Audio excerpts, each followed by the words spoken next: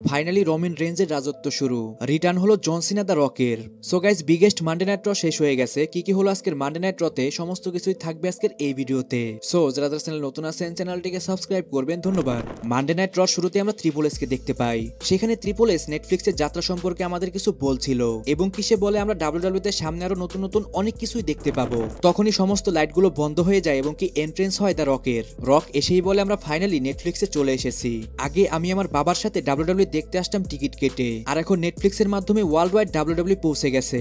আমি আমার ফ্যামিলির বর্তমানে সব থেকে বড়, তাই আমি হচ্ছি এখন বর্তমানে হাই চিফ। আজকে tribal chief Roman Reigns versus Solo Sikoa মধ্যে একটা 1-on-1 ম্যাচ হবে ট্রাইবল কমব্যাট। আমি খুব কাছ থেকে এই ম্যাচটি দেখবো যে এখানে কে হয় রিয়াল ট্রাইবল চিফ। তারপর রক যে কথাটি বলে সেটা শোনার জন্য কিন্তু কেউই প্রস্তুত ছিল না।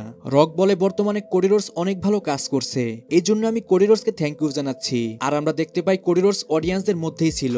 সে রকের এই কথা শুনে অনেক খুশি হয়ে যায় এবং কি রককে হ্যালো জানায়। রক তারপরে বলে মামা রোডসকে আমার হ্যালো জানিও। তারপর রক তার iconic dialogue Rock is cooking বলে সেগমেন্ট এখানে শেষ করে দেয়। আর গাইস, এই সেগমেন্টের মাধ্যমে কিন্তু আমরা একটা জিনিস বুঝতে পারলাম, রক কিন্তু বর্তমানে অফিসিয়ালি বেবিফেস সুপারস্টার হয়ে গেছে।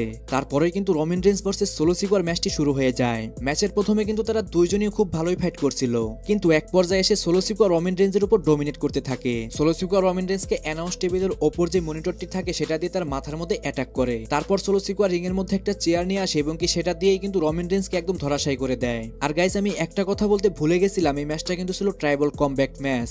এই ম্যাচটার মধ্যে সবকিছু লিগাল। এরপর যখনই রোমান রেঞ্জ ফাইট ব্যাক করার চেষ্টা করছিল তখনই কিন্তু সোলো সিকুয়ার রোমান রেঞ্জকে একটা লো ব্লো হিট করে বসে। লো ব্লো হিট করে সোলো সিকুয়ার কাউন্ট করে, কিন্তু রোমান রেঞ্জ সেখানে কিক আউট করে দেয়। তারপর আমরা ম্যাচের মধ্যে টেবিল এবং কি কেন্ডো স্টিকের ব্যবহার দেখতে পাই। রোমান রেঞ্জ সোলো সিকুয়াকে একটা টেবিলের উপর পাওয়ার বাম হিট করে এবং কি কাউন্ট করে। যখনই রেফারি কাউন্ট করতে থাকে তখনই টামাটঙ্গা রেফারিকে নিচে টেনে নিয়ে যায়। রোমান রেঞ্জ কিছু বুঝে ওঠার আগেই রোমান রেঞ্জের উপর জেকব ফাটু অ্যাটাক করে এবং কি জেকব ফাটু রোমান রেঞ্জকে কিন্তু একদম ডিস্ট্রয় করে দেয়। এরপর সোলো সিকুয়ার রোমান রেঞ্জকে একটা সামওয়ান স্পাইক হিট করে সে কাউন্ট করে, কিন্তু তারপরও রোমান রেঞ্জ কিক আউট করে দেয়। এইটা দেখে তো সোলো সিকুয়া অনেক রেগে যায়, যার কারণে সে রেফারিকেও একটা সামওয়ান স্পাইক হিট করে। আর রোমান রেঞ্জকে তারা তিনজন মিলেই মারতে থাকে। তখনই সেখানে জিমি এবং সেমিজেন চলে আসে। তারা এসে জেকব ফাটু এবং টামাটঙ্গাকে মারতে থাকে।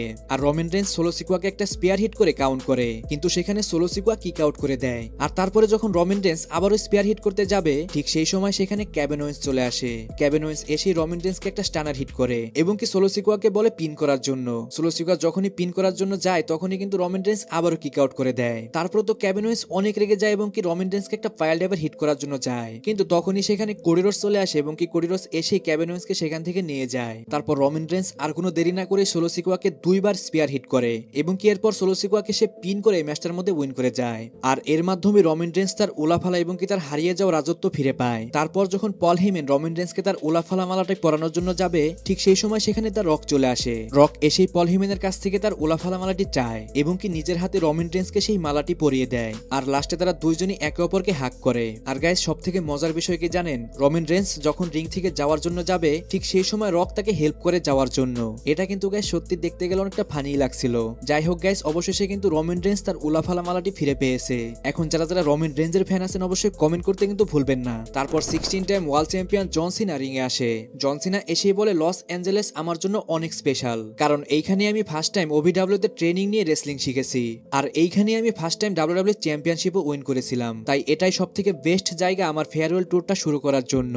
আমি কিছুদিন ধরেই দেখছি যে অনেক জায়গায় লেখালেখি হচ্ছে জন সিনা রেসলমেনিয়াতে Gunther, Cody Rhodes, Drew McIntyre, CM Punk আরো অনেকের সাথেই ফাইট করবে। আর কিছু কিছু জায়গায় তো এটাও লেখছে যে জন সিনা 17 টাইম ওয়ার্ল্ড চ্যাম্পিয়নশিপও উইন করবে, কিন্তু আমার মনে হয় সেটা হবে না, কারণ আমার সময় শেষ ওদের সময় শুরু। এটা শোনার পরে কিন্তু সবাই একদম স্তব্ধ হয়ে যায়। তারপর জন সিনা বলে তোমরা এত তাড়াতাড়ি হতাশ হবে না, এইটা ডাব্লিউডব্লিউই, এইখানে সবকিছুই হতে পারে।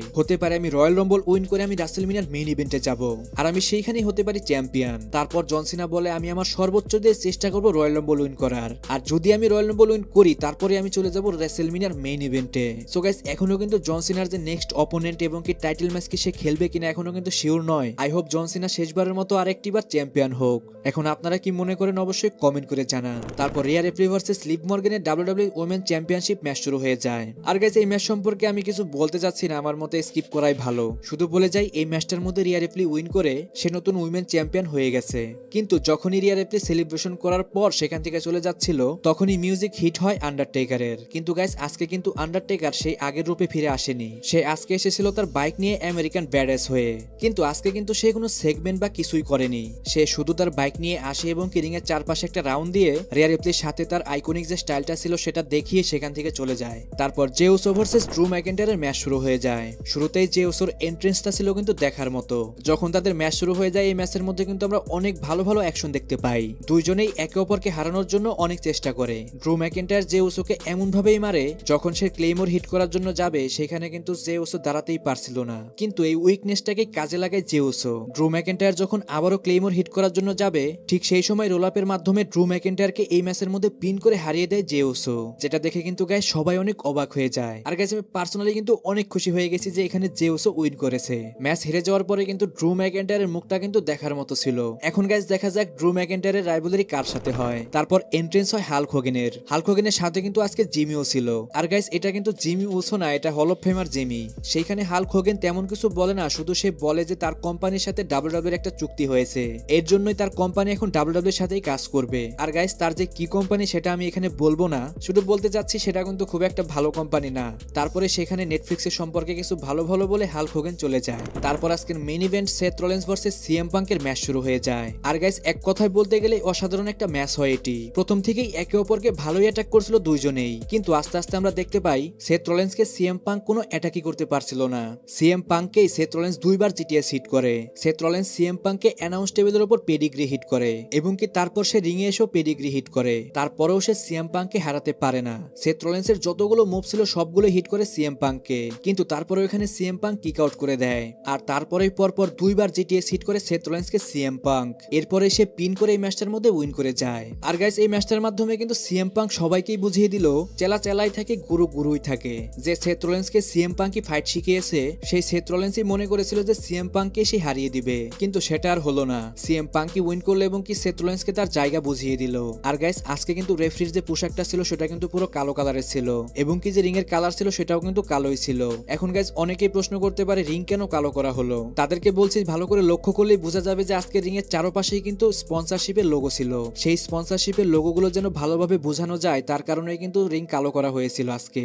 আর আজকে যে রক, জন সিনা এবং হাল্ক হোগেনের যে আমরা সেগমেন্টগুলো সেখানে দেখতে পেয়েছি সেগুলো কিন্তু খুবই ছোট করা হয়েছিল, কারণ আজকের ম্যাচগুলো কিন্তু ছিল একদম টপ লেভেলের ম্যাচ। বিশেষ করে Roman Reigns versus Solo Sikoa match এবং কি সেথ রলিন্স ভার্সেস সিএম পাঙ্কের ম্যাচ। আমার মনে হয় গাইস এই দুইটা ম্যাচের মধ্যে যে কোনো একটা ম্যাচ অবশ্যই 5 স্টার রেটিং পাবেই। আর সবথেকে হতাশ করার মতো একটা বিষয় হলো এখানে কিন্তু আমরা স্টোন কোল্ড, স্টিভ অস্টিন এবং ব্রক লেসনার কাউকে কিন্তু দেখতে পাইনি। এখন গাইস ট্রিপল এস এর এরার মধ্যে একটা জিনিসই সবথেকে বেশি প্রবলেম হচ্ছে, সেটা হলো সারপ্রাইজেস রিটার্ন কিন্তু দেখাই যাচ্ছে না। যাই হোক গাইস ওভারঅল দেখতে গেলে কিন্তু অনেক ভালো একটা শোই হয়েছে এটি। আমার তো শুধু স্পেশাল রিটার্ন ছাড়া সবকিছুই ভালো লেগেছে গাইস। এরই মাধ্যমে কিন্তু আজকের স্পেশাল মানডে নাইট রটি শেষ হয়ে যায়। সো আজকের ভিডিও এই পর্যন্তই। রেসলিং সম্পর্কে সমস্ত নিউজ এবং আপডেট জানার জন্য চ্যানেলটিকে সাবস্ক্রাইব করবেন। আর ভিডিওতে কোনো ভুল ত্রুটি হলে অবশ্যই কমেন্টে জানিয়ে দিবেন।